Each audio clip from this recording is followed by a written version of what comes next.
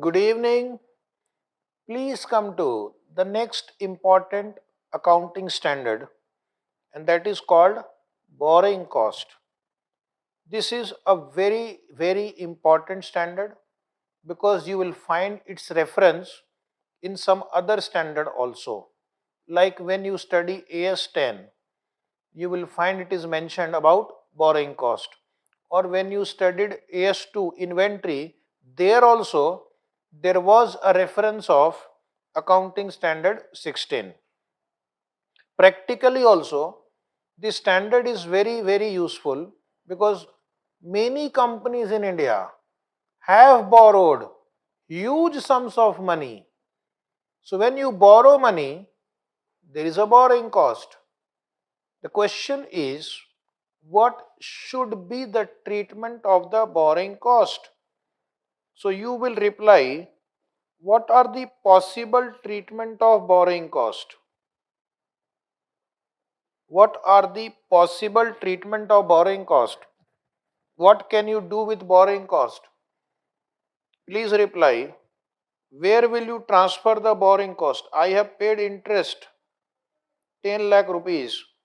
What is the treatment of this 10 lakh rupees interest? The answer is borrowing cost can be charged to P&L account. Borrowing cost can be charged to P&L account, that most of you know. That is what has been taught to you from 11th standard till date. But in this standard, you will learn that the standard requires you to capitalize the borrowing cost.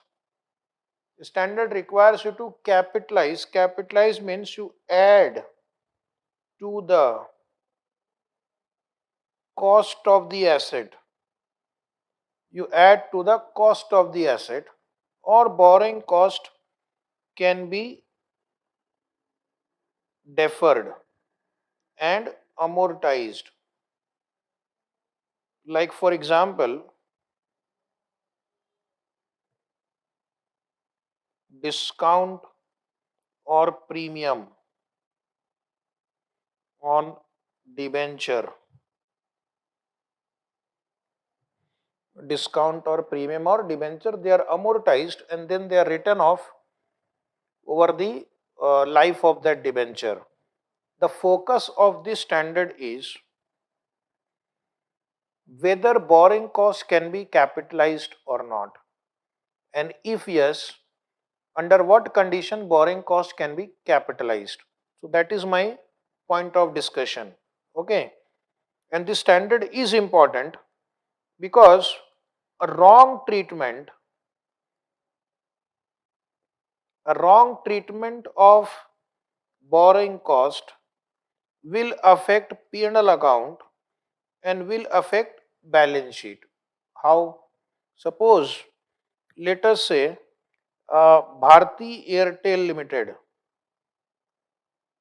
Bharti Airtel Limited has a borrowing of 1 lakh crores rupees. Bharti Airtel Limited has a borrowing of 1 lakh crore rupees and they are paying interest at the rate of 8% per annum.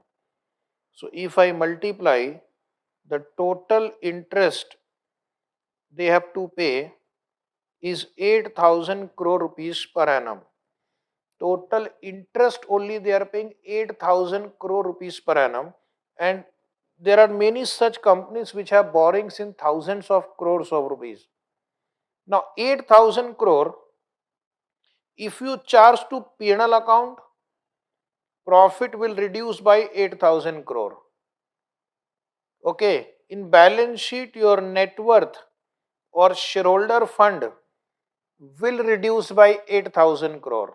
But suppose instead of charging to P&L account, what this company did, suppose only they capitalized it. They capitalized it. It was supposed to be charged to P&L account, but they capitalized it. So this will increase the profit by rupees 8,000 crore. Oh my God.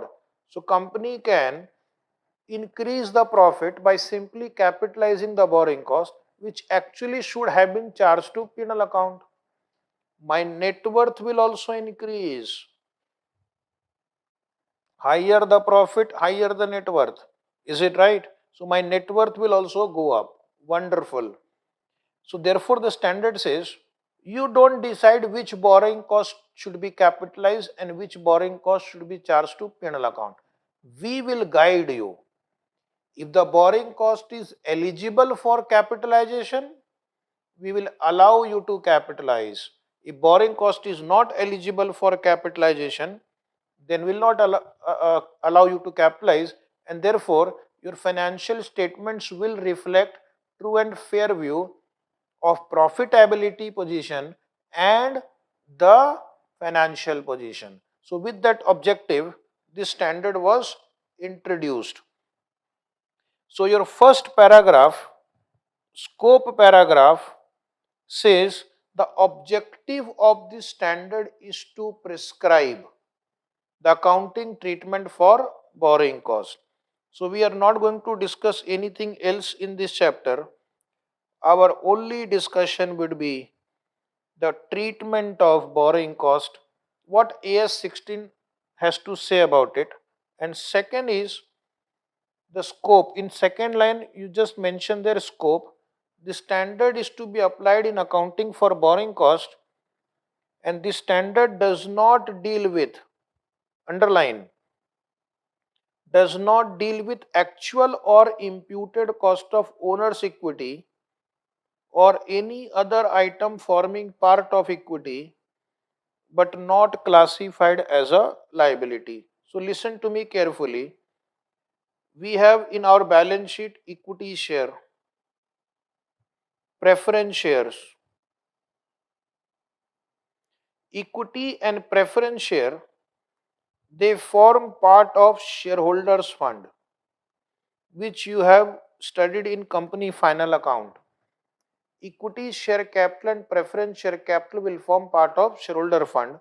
So suppose we pay dividend, that is actual payment made, dividend. Suppose we pay preference dividend, actual preference dividend paid.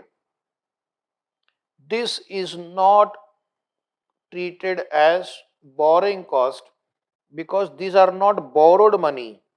These are owner's fund. Then the student will ask, can I take opportunity cost, which is called imputed? Imputed cost means opportunity cost.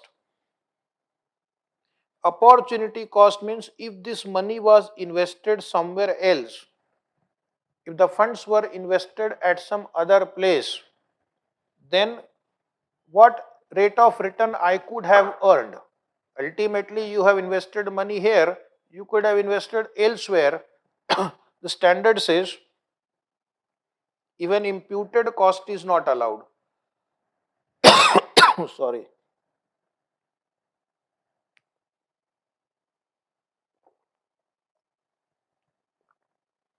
Opportunity cost cannot be allowed. Our accountancy is based on historical cost convention. We can't account in our books of account hypothetical number, notional numbers, imputed numbers which have not actually been incurred.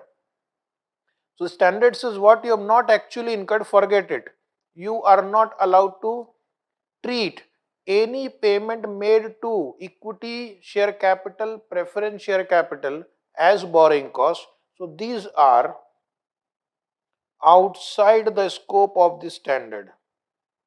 Even if they give you in the question dividend paid to equity and preference shareholder, kindly ignore, they are not borrowing cost for the purpose of accounting standard 16. Okay. Next is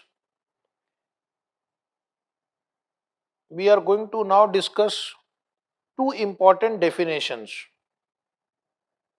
We are going to discuss two important definitions which will be very useful to you. First is the definition of borrowing cost.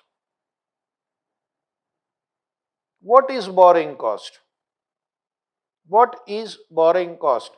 Now, normally we will say borrowing cost means interest. You are right. But borrowing cost means interest and other cost. There are some other cost also which are also treated as borrowing cost.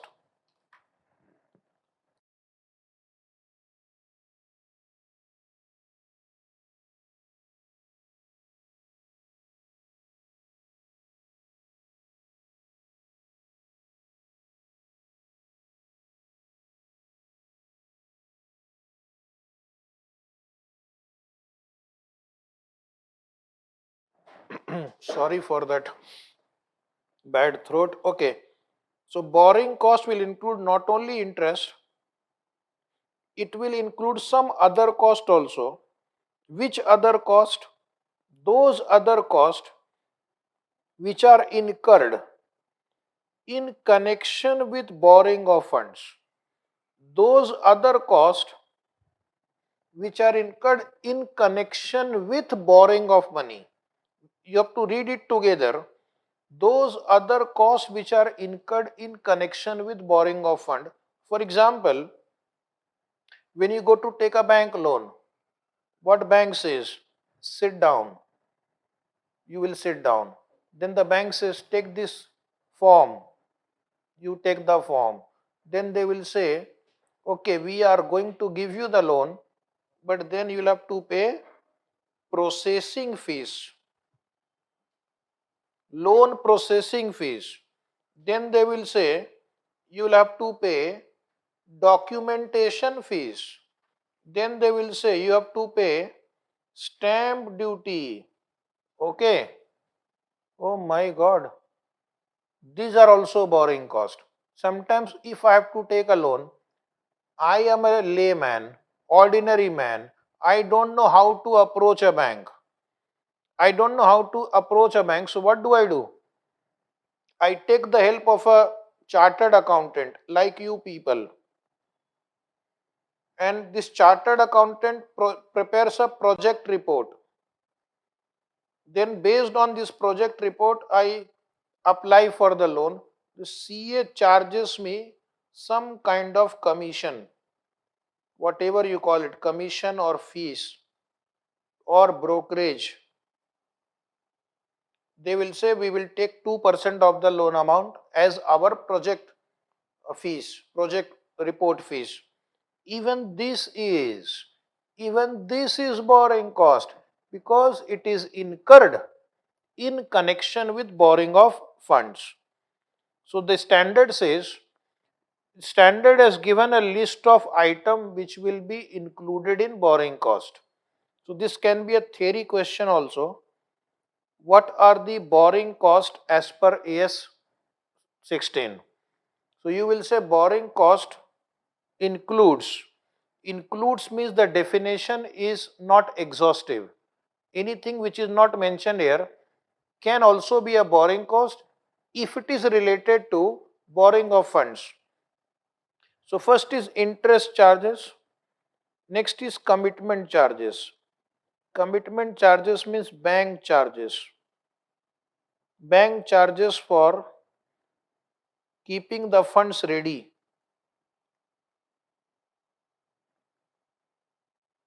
So you will say, I will take the loan after 2 months. Bank will say, okay, we will provide you the loan after 2 months. Bank says we will provide the loan after 2 months, but you have to pay some charges because I will have to make the funds available when you will demand. So for that they charge a small amount called commitment fees.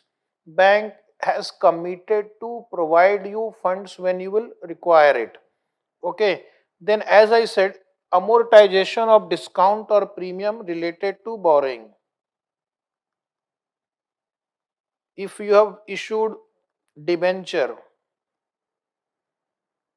at a discount, or if you have issued debenture which is to be redeemed at a premium,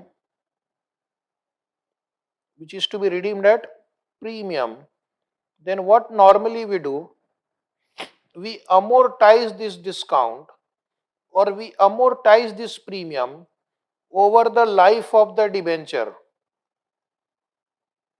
Over the life of the debenture. For example, face value of debenture is 10 lakh, but you have issued at 9 lakh rupees. So there is a discount element of 1 lakh rupees. And suppose the life of this debenture is 5 years. So we are going to amortize 20,000 rupees discount every year. So as per the standard, even this 20,000 rupees discount,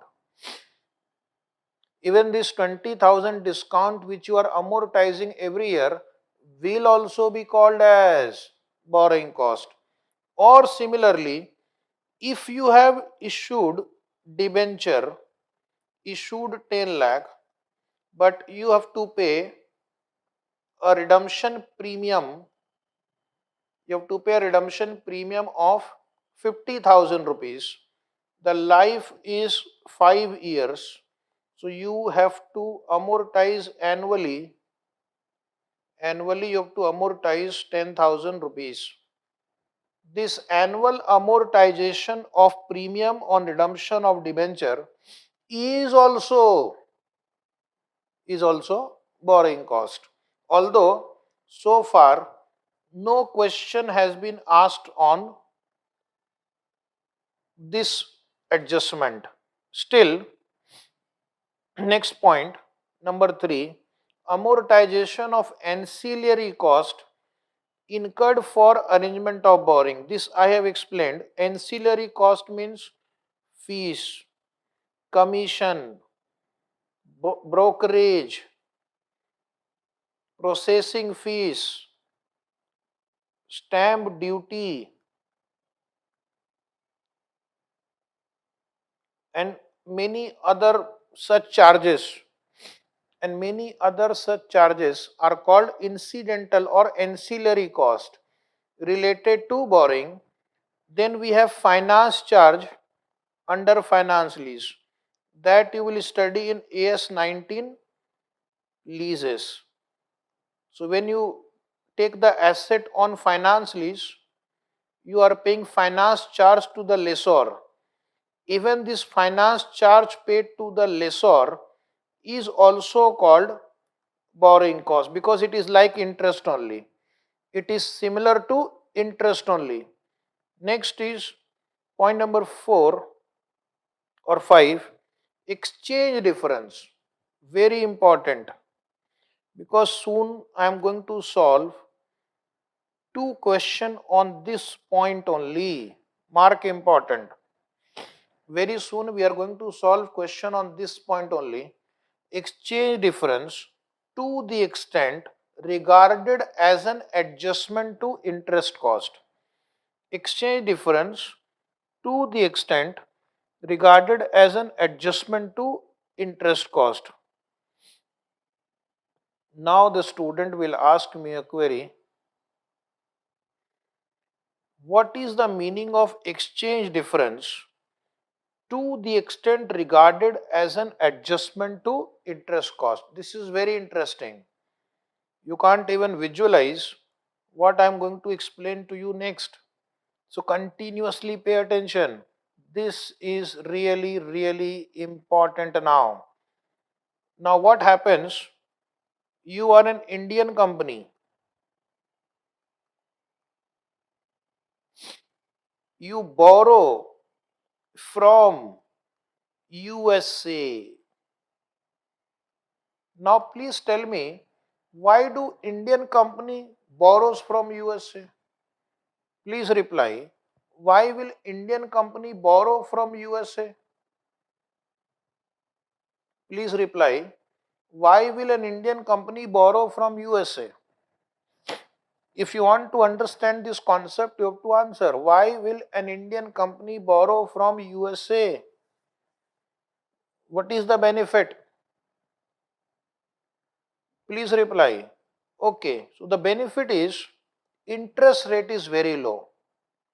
In India, the interest rate is 12% per annum, whereas in USA, you can borrow funds at 4% per annum. Oh, wonderful. You can borrow at 4% per annum.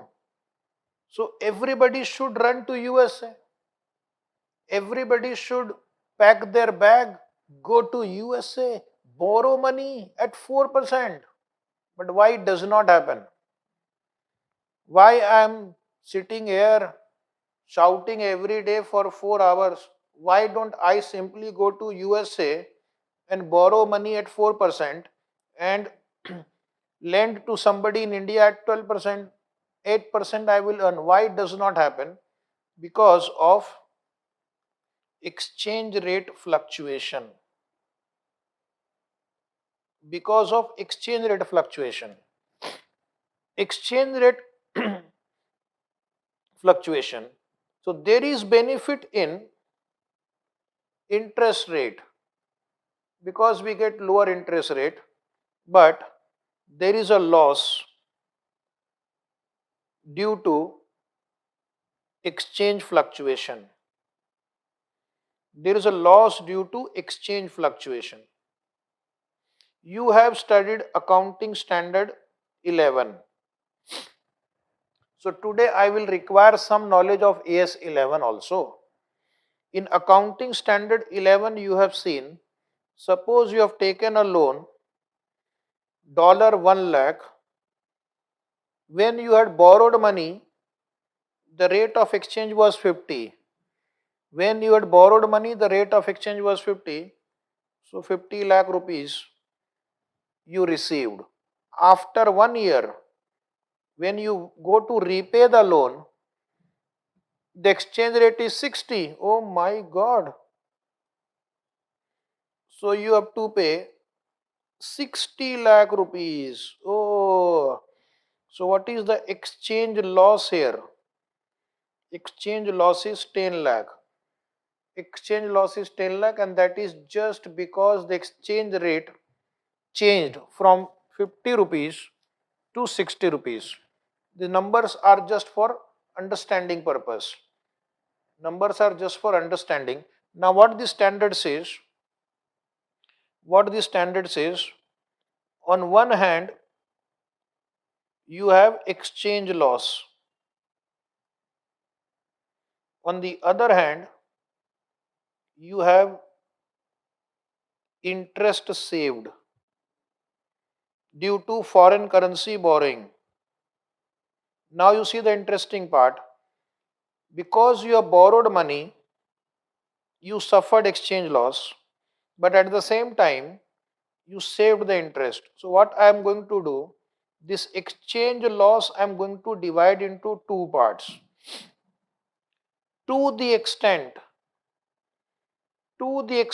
it is equal to interest saved, this portion, to the extent it is equal to interest saved, this portion will be treated as borrowing cost. Oh, this will also be treated as borrowing cost. Exchange difference, to the extent interest saved, will also be treated as borrowing cost because it is related to borrowing of funds. Had you not borrowed in had you not borrowed in USA, you would have borrowed in India. And if you would have borrowed in India, you would have paid this much interest higher. Okay, you would have paid this much interest more. So therefore, even this portion I am going to treat it as borrowing cost. Remaining will be treated as per AS-11. Remaining exchange difference will be treated as AS-11. So when you will go to AS-11, they will say you transfer this exchange difference to P&L account.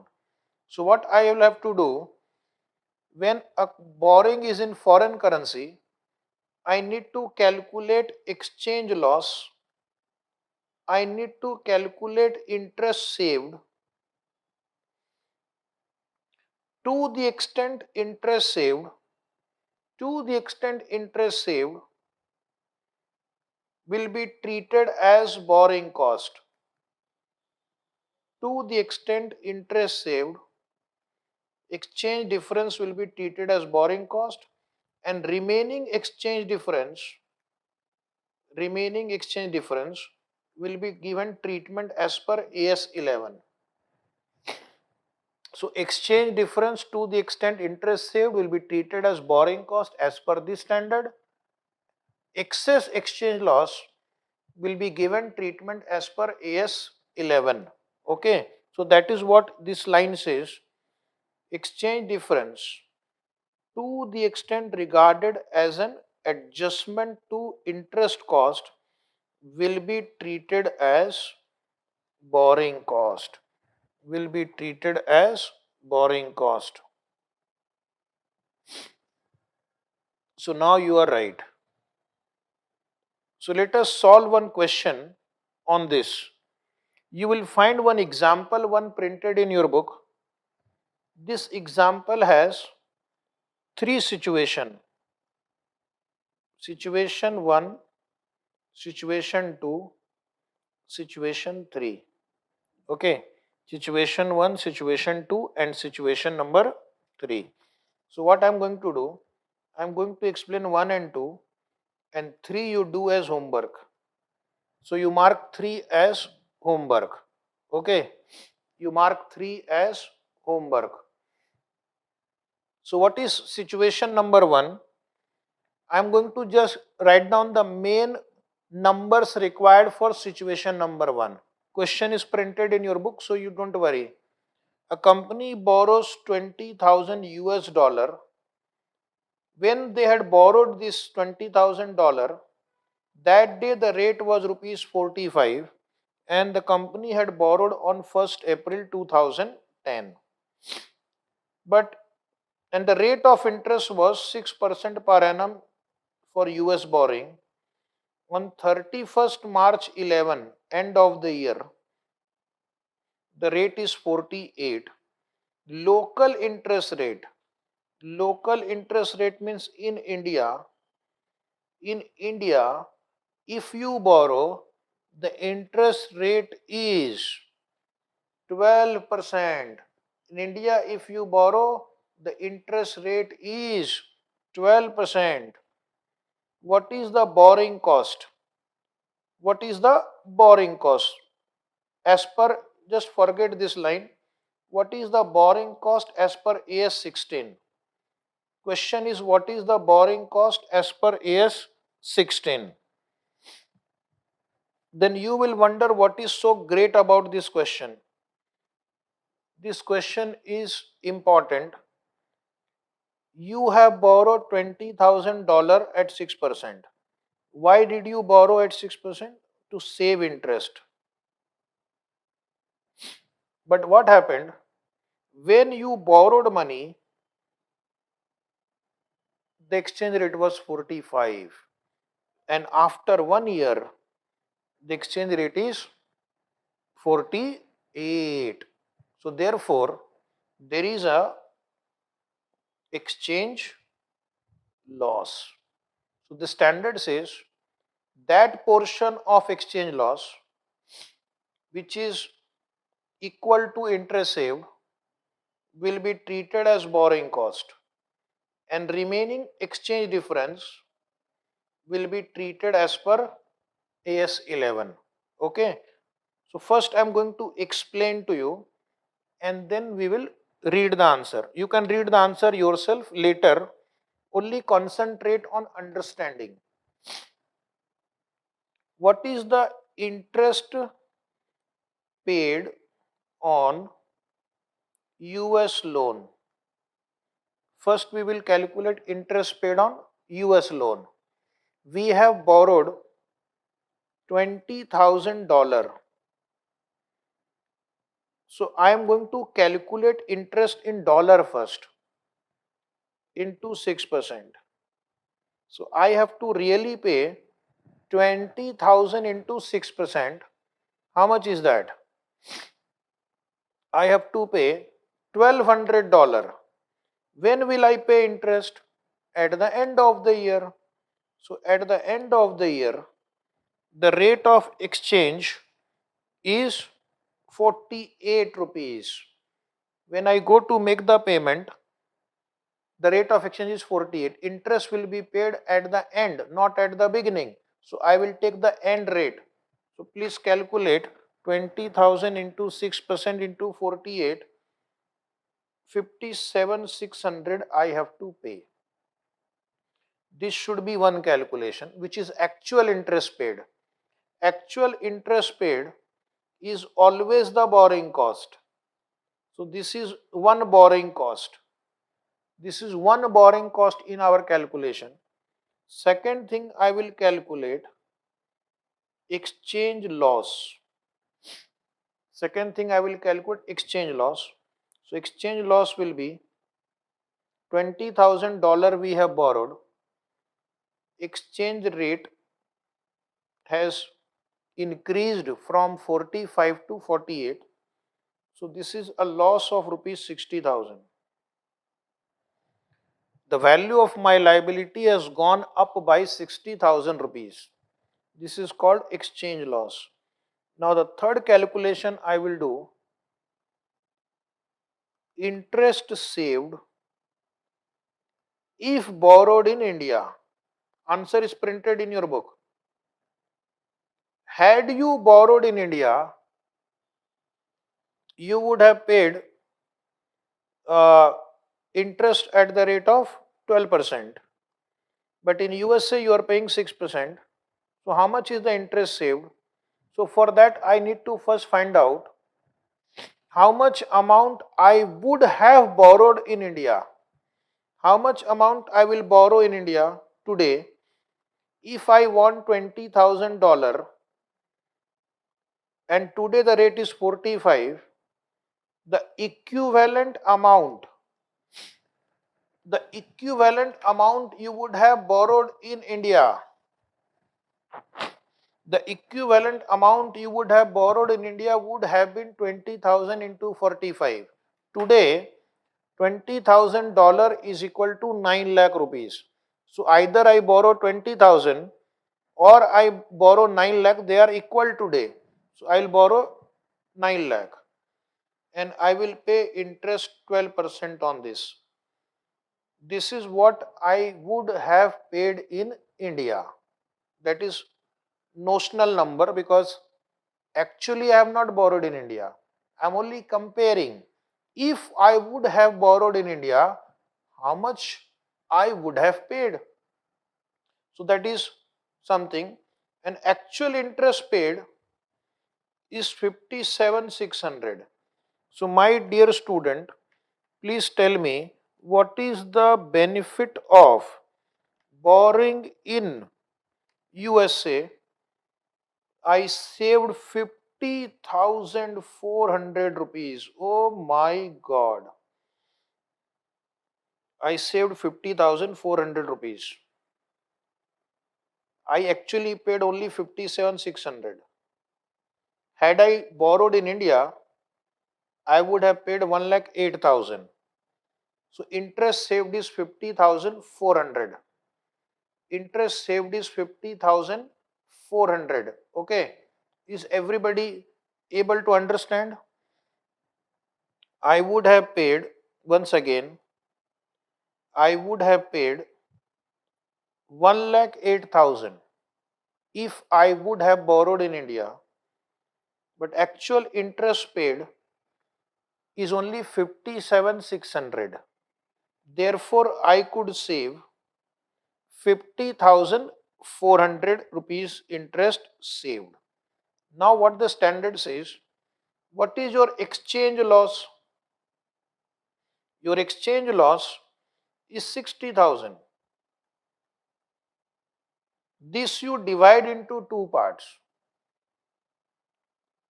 To the extent interest saved 50,400, this is also borrowing cost. To the extent interest saved is also borrowing cost, and the excess amount excess loss, you will apply accounting standard 11. So usually AS-11 will ask you to transfer the exchange difference to P&L account. Now the last thing you understand, what is my total borrowing cost? My total borrowing cost will be interest plus exchange difference to be regarded as adjustment to interest. So actual interest is 57,600. This is no doubt a borrowing cost because this is actual interest plus even 50,400 rupees. This 50,400 rupees is also borrowing cost. So please reply, what is my total borrowing cost as per AS-16 in this question? So the answer will be 57,600 plus 50,400. So answer is 1,08,000 rupees. 1,08,000 rupees. Total borrowing cost is actual borrowing cost 57,600 and interest saved 50,400 rupees. Is it right? So my borrowing cost as per AS-16 would be 1,08,000. Any query? Any query? Come on. If you don't have a query, then I will go to next example. Answer is printed in your book. So please come to example 2, middle column. No query? Okay. So let us change the example slightly. Let us change the example slightly. Now they are saying company borrowed US dollar 45. Same rate of interest was 6%, same, but even the exchange rate on 31st March 2013 is same. So these three variables is same, but what they have done, they have made a change here. So this is the change in the question. Now if you borrow in India, then the interest rate is 14%. So the question is, what is the total borrowing cost? This is a 4 or 5 mark question. Can you believe that? So what I'll do, I will first calculate actual interest paid. Actual interest paid is, I have borrowed $20,000 at 6%. I have borrowed $20,000 at 6%. So I have to pay to the foreign lender 20,000 into 6%.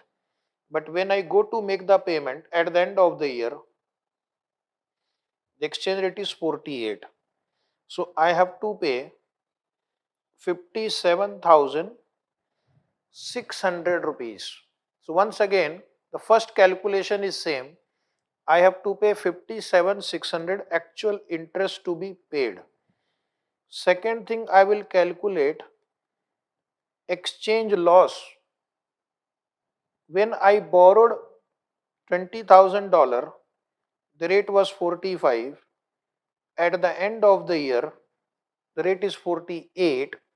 3 rupees exchange loss per dollar into 20,000.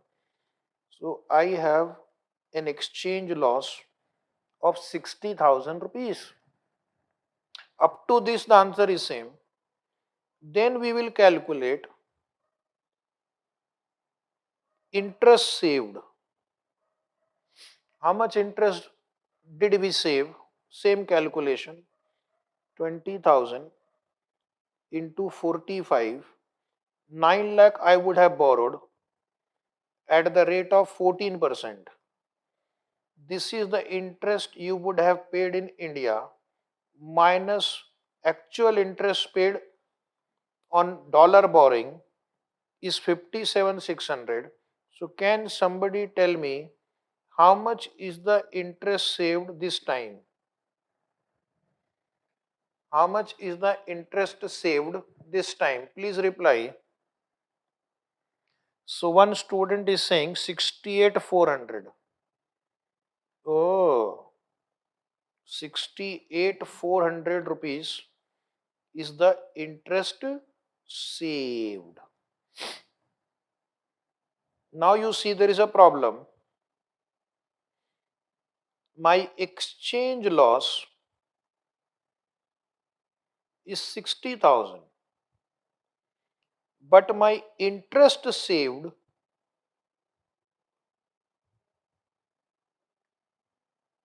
is 68,400. This time the interest saved is more. Purposefully I have taken two examples. In first example, exchange loss was more. In second example, interest saved is more. So what I will do, this entire exchange loss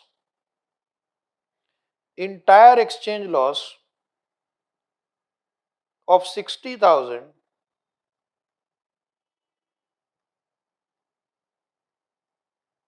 will be treated as borrowing cost. Will be treated as borrowing cost. Will be treated as borrowing cost. Entire exchange loss of rupees 60,000, this one will be treated as borrowing cost.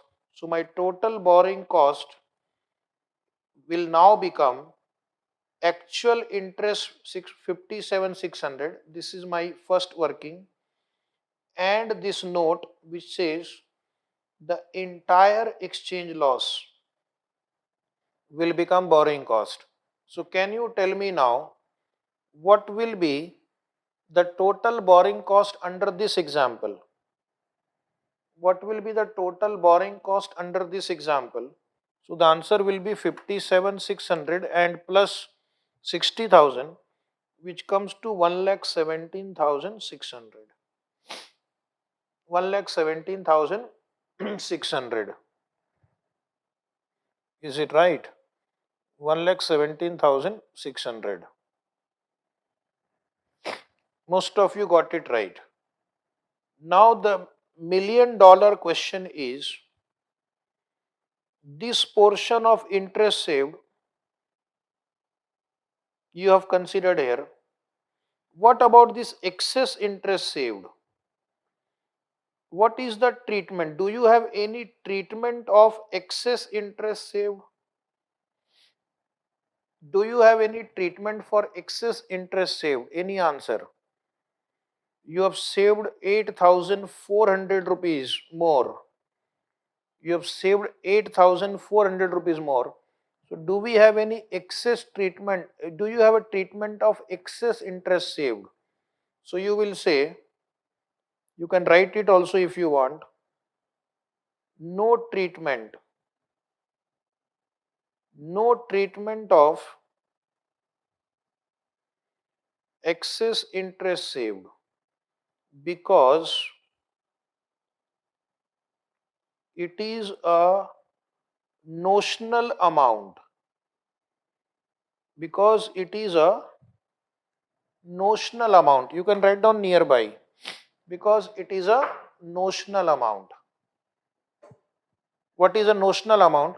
Notional amount means this amount does not appear in our books of account. This figure, interest saved, is an out of the books calculation. We are just visualizing, oh, if I would have borrowed in India, how much I would have paid, how much I have saved. So these are notional calculation. In my books of account, I have only two figures. If you prepare a trial balance, you will have only two figures there. One is that interest paid, which will appear in the debit column, and one is this exchange loss, which will also appear in debit column. So only two figures are appearing in your ledger books, and those two figures I have considered. So therefore, excess interest saved is ignored because it's a notional number. This excess interest saved does not appear in our books of account. Okay, so this is the answer of this example 2. Answer is printed in your book in step by step manner. So today you will do homework. That is the third part you will do as homework. Okay, now I am going to ask you a question. Quiz question. Okay, quiz. One is right, three answers are wrong. Dang, dang, dang. Quiz. For 100 rupees, which of the following cost may not be eligible for capitalization as borrowing cost under AS-16? Which of the following is not eligible? Not eligible for capitalization as borrowing cost under AS-16. So please try. For this you have to refer the paragraph 1 and 2. I just want to check whether you are listening or not. Okay. So please answer whether the answer is A or B or C or D. Interest on bond. Interest on bond issued to finance the construction of a qualifying asset. Second is amortization of discount or premium relating to borrowing that qualify for capitalization. Third is imputed cost of equity. And fourth is just now we have done exchange difference arising from foreign currency borrowing to the extent they are regarded as an adjustment to interest cost. So anybody wants to reply which of this is not eligible for borrowing cost? Is not eligible for borrowing cost. The answer is Sanket is right, Pawar is right, Tanya is right. So three students have correctly answered. Imputed cost of equity is not borrowing cost. Imputed cost of equity is not borrowing cost. So the answer is C. Very good. Satish Kumar is also right. Very good. Now second definition today will complete is qualifying asset. In short we will write or speak QA, qualifying asset. Now this standard says if borrowing cost is incurred on acquisition, construction or production of a qualifying asset, if borrowing cost is incurred on ACP, acquisition, construction or production of a qualifying asset, then it will be capitalized. So which kind of borrowing cost can be capitalized? Those which are incurred in acquisition, construction or production of a qualifying asset. Now the question will be, what is a qualifying asset? What is a qualifying asset? So therefore, I am going to define what is qualifying asset. Kaustubh is right. Answer was C. Very good. You should reply fast. What is a qualifying asset? So you have to keep this definition in mind. Qualifying asset means that necessarily means it is inherent. It is inherent in the nature of asset. It is inherent in the nature of asset. For example, you have to construct a building which is 10-storied building. Can you complete this in 5 days? 10-story building. Will you complete in 5 days? The answer is no. So that means it is necessarily going to take substantial period of time to get ready. construction of a power plant, construction of road, dam, bridge, tunnel, ship, okay, even a CA student, they are necessarily going to take substantial period of time to get ready for its intended use. To get ready for its intended use, that is the purpose for which you are going to uh, construct or manufacture or produce it. Example here is fixed asset or investment property, or that necessarily takes substantial period of time to get ready for its sale. Oh, there are some inventory which takes substantial period of time to get ready for sale. For example, liquor.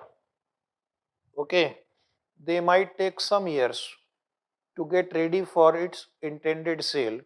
So the standard says even this will be treated as qualifying asset. Okay. So what are the examples of qualifying asset? Qualifying assets will include manufacturing plant, because if you construct a power plant, steel plant, car plant, where manufacturing has to be done, it takes substantial period of time before the production will actually start.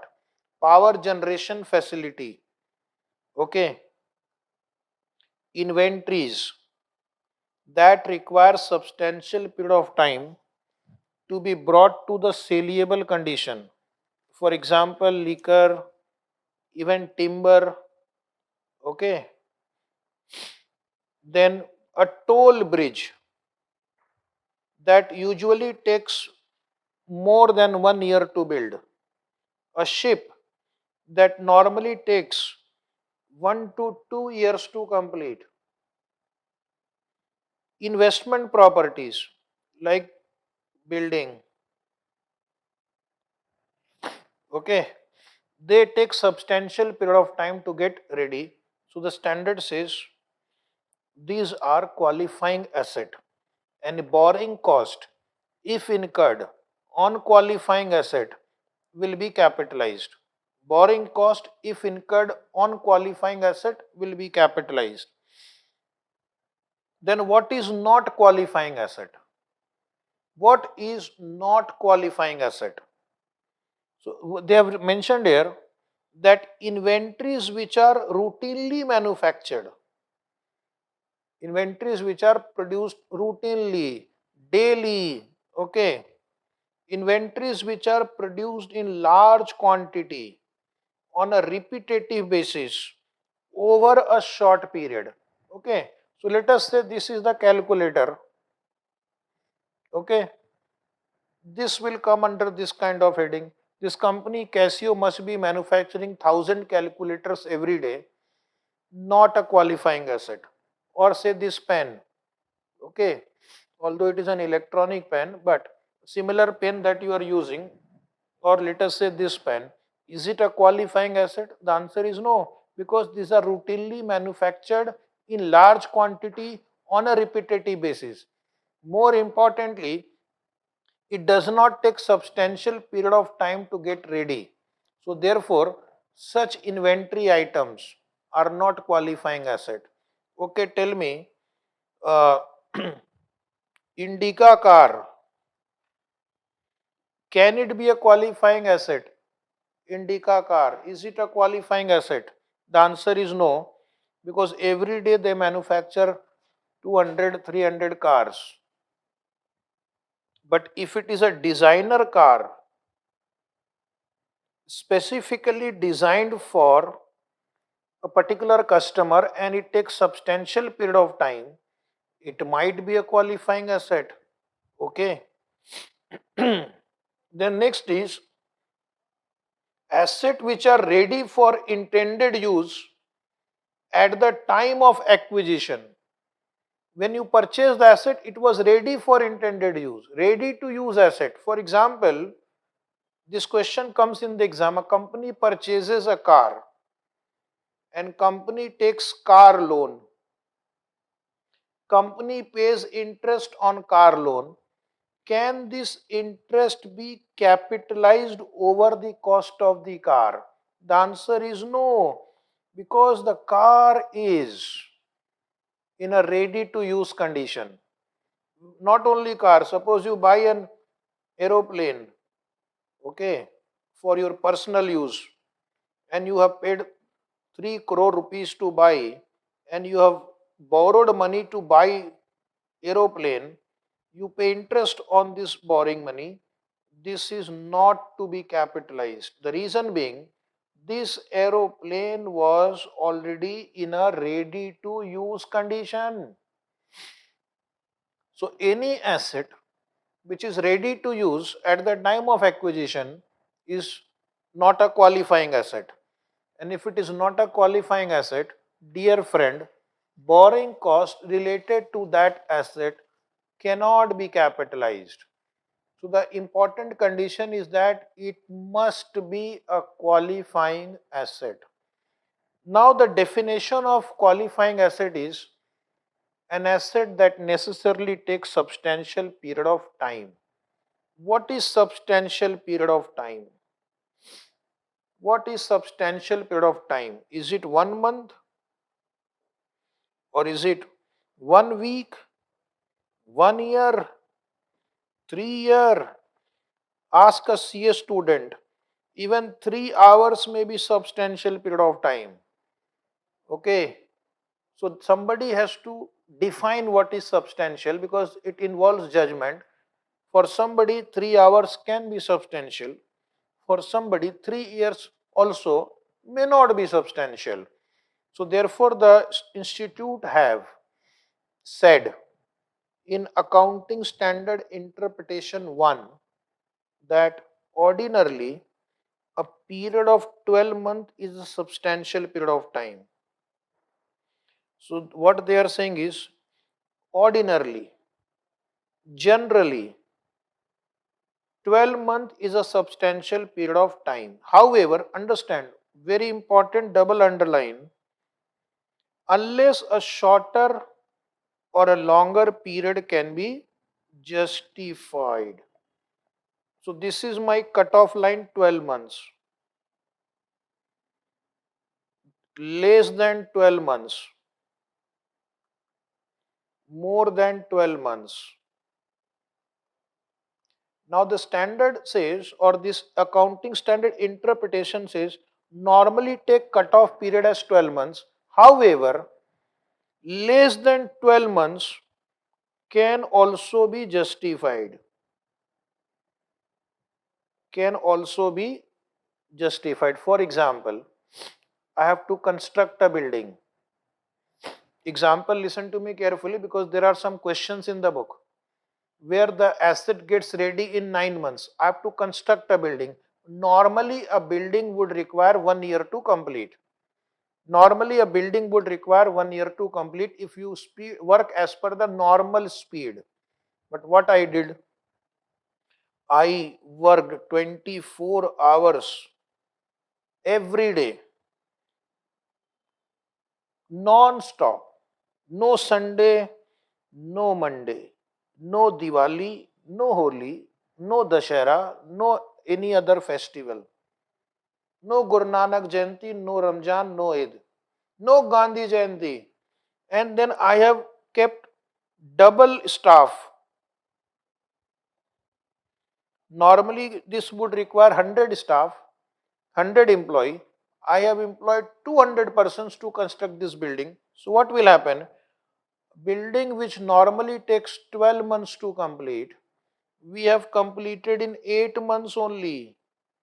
Oh, can you call it as a qualifying asset? Yes, you can still call it as a qualifying asset, because you can justify that by putting more hours per day, by putting more staff per day, I could complete in less than 12 months time. Hence, it is my qualifying asset, and hence I should be able to capitalize the borrowing cost.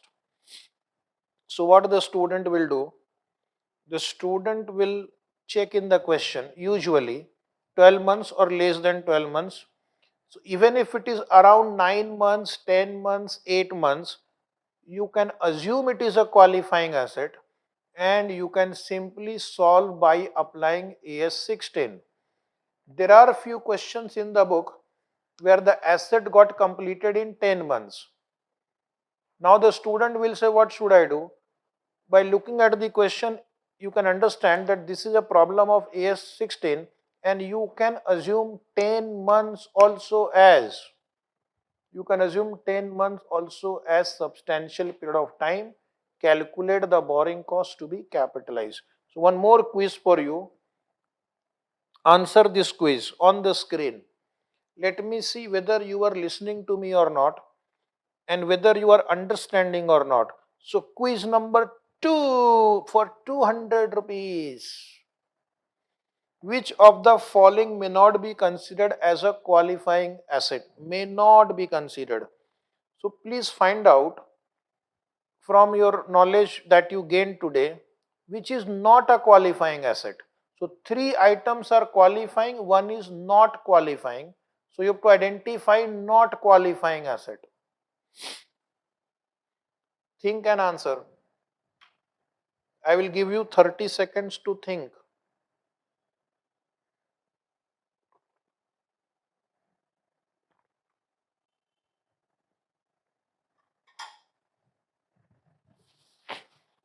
So I have got few answers.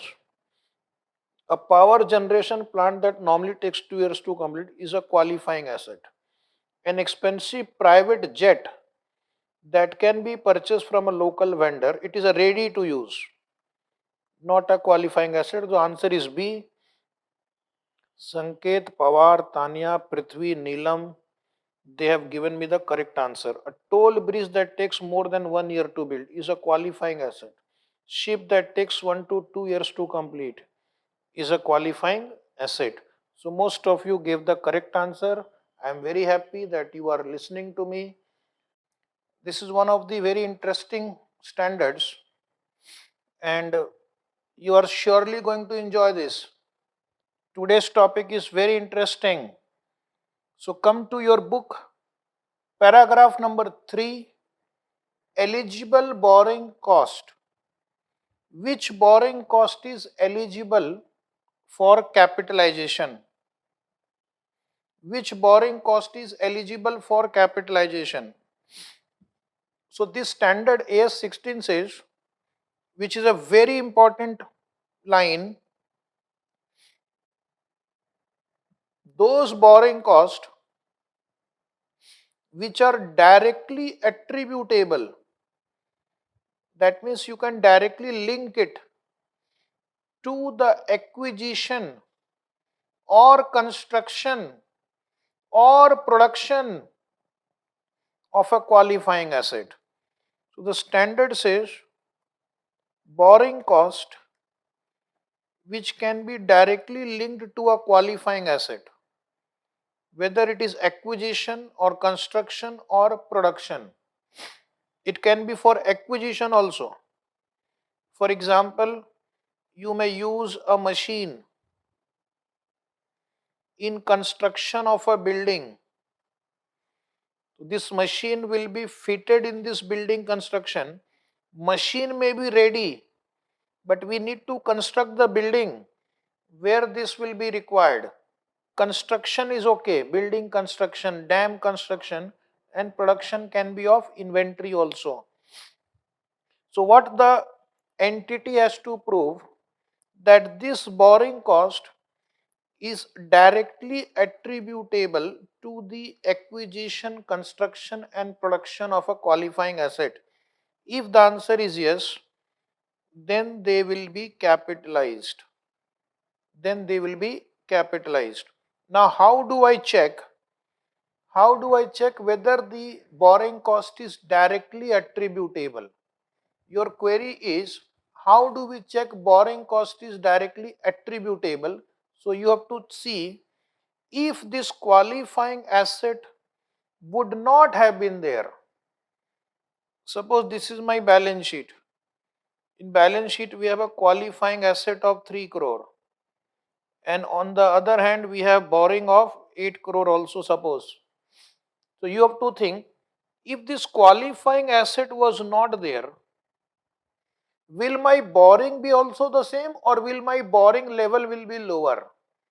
So if the answer is, if there is no qualifying asset, I don't need so much borrowing, then you will say borrowing cost is directly attributable. Because there is a qualifying asset, the level of borrowing is high. Had there been no qualifying asset, the level of borrowing would have been lower. In that case, we can say the borrowing cost is directly attributable to the acquisition, construction, or production of a qualifying asset.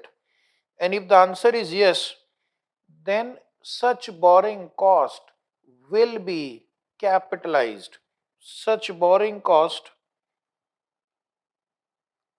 will be capitalized, is eligible for capitalization. Will be capitalized means eligible for capitalization. Okay. Next point, test for recognition of borrowing cost. So suppose I have demonstrated, I have proved that borrowing cost is directly attributable to acquisition, construction, or production of a qualifying asset.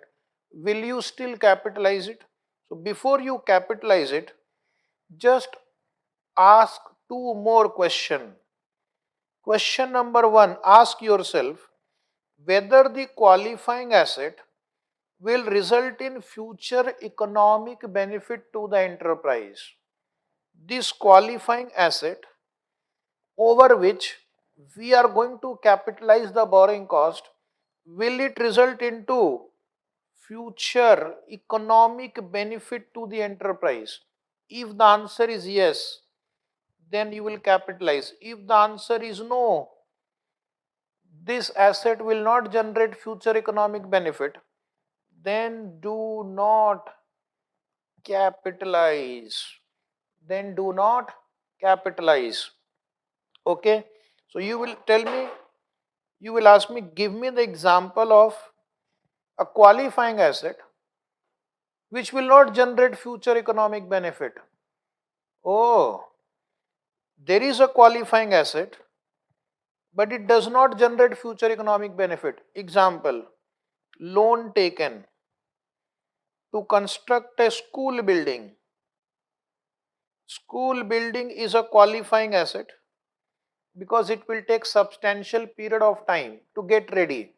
But the school building is in a remote village. And why this company is constructing this school building in a remote village 500 kilometer away? For CSR purpose. What is CSR? Corporate social responsibility, which means that the company is creating this school building to meet its CSR expenditure requirement. But this building will not generate any future economic benefit to the enterprise. Therefore, in this case, even if you have taken a loan for a school building, the interest will not be capitalized. The interest will be charged to P&L account. Second condition to be satisfied, question number 2 you need to ask is, can the borrowing cost be reliably measured? Can the borrowing cost be reliably measured? If the answer is yes, borrowing cost can be reliably measured, because borrowing cost sometimes can be complicated also. You may have borrowing from multiple sources in multiple ways. So in case if you think borrowing cost cannot be reliably calculated, then borrowing cost cannot be capitalized. Okay. So what you have to do, in order to capitalize the borrowing cost, you have to ask certain things. For example, borrowing cost should be directly attributable. Borrowing cost should be directly attributable to the acquisition, construction, and production of qualifying asset. If this test is passed, then you have to check that qualifying asset should generate future economic benefit. Qualifying asset should generate future economic benefit. And then you have to also check that borrowing cost can be reliably measured. Borrowing cost can be reliably measured. If the answer is yes, yes, yes, welcome to capitalization. Welcome to capitalization. If the answer is no, any of the answer is no, such borrowing cost cannot be capitalized. So if somebody asks you in your interview, when will borrowing cost be capitalized? Borrowing cost should be incurred on acquisition, construction, production of a qualifying asset. Qualifying asset should generate future economic benefit and borrowing cost can be measured reliably. In that case, we can capitalize the borrowing cost. Okay. Cost to be written off as expense for the period. Now, borrowing cost, which are eligible borrowing cost as per previous two paragraph, which are eligible borrowing cost will be capitalized, and which are other borrowing cost other than eligible borrowing cost, they will be charged to P&L account. They will be charged to P&L account. Those borrowing cost which are incurred for assets other than qualifying asset will be charged to P&L account. Those borrowing cost which are not eligible borrowing cost will be charged to P&L account. So which borrowing cost will be capitalized? Which are incurred or which have a direct nexus with ACP of a QA. Those borrowing costs which have a direct nexus with the ACP of QA. Sir, what is ACP? Acquisition, construction and production of a qualifying asset. Okay. Now next is how to capitalize borrowing cost. Then one very basic and fundamental question is, why are we capitalizing the borrowing cost? What is the logic? This logic they will not tell you in most of the books. Logic of capitalization. So I will today give you why we capitalize certain type of borrowing cost. Now see, this is a building. This is exactly same building. This building you are constructing. Construction of building. This is ready-made available.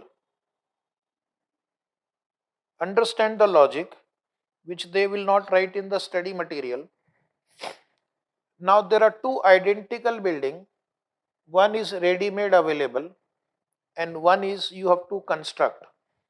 Now here if you purchase this building, the seller of the building or the builder will charge you not only for cost incurred on material, labor, overhead, but the builder has also blocked his funds. His funds gets blocked for some time. So builder is also going to add his financing cost. Don't you think so? Builder has invested his crores of rupees for 3 years, then he constructed the building, now he is selling the building to you. So he is also going to take into account the financing cost that has gone into that construction work. And of course, if you buy, he will add profit margin. But when you construct the building yourself, identical building, construct yourself, you will also incur material, labor, overhead. Same. Of course, you will not make profit from yourself. So profit element is zero. You can't make profit from your own self. But the law or the standard says had you purchased the building, the price would have included the financing cost of the seller. So you will also consider the finance cost, or in this chapter we call it borrowing cost. You will also consider borrowing cost. Okay, you will also consider borrowing cost. That is the logic, because had you purchased something which is already in a ready to use state, the price of that includes the borrowing cost.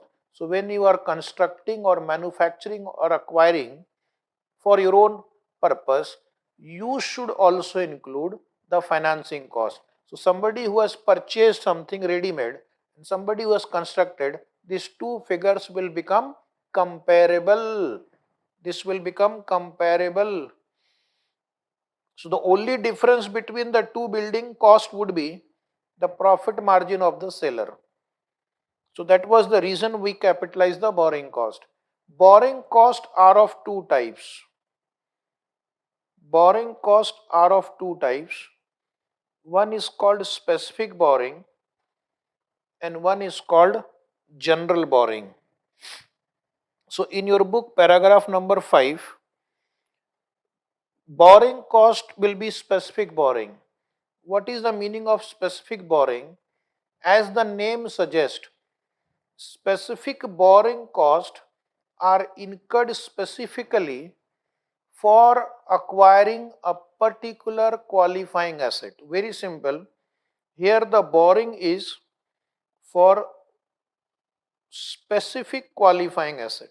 Like for example, you go to the bank and you say, I want to take loan. Bank says, what will you do with this loan?